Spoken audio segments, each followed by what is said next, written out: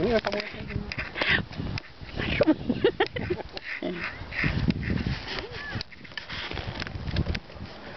Ano yan? Nasaan na yung pulbo mo?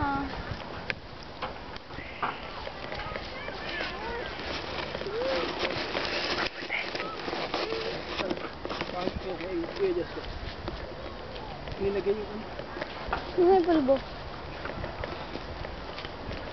Iya, yun o. Ayun, nasa paa.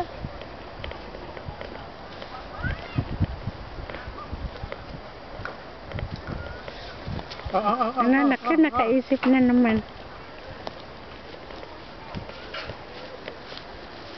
Ang inaano ko lang nung Webes, wala ng upuan. Ba't di pa sila maglagay ng upuan doon sa likod?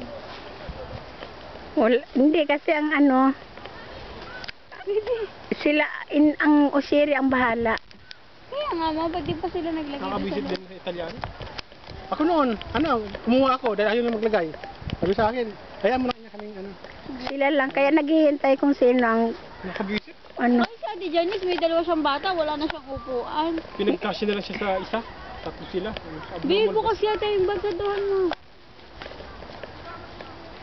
Pakisara mo na, para hindi malulusot ang ano. Ayun, nalagyan ng camera, baka mula yun ha. Mamaya doon.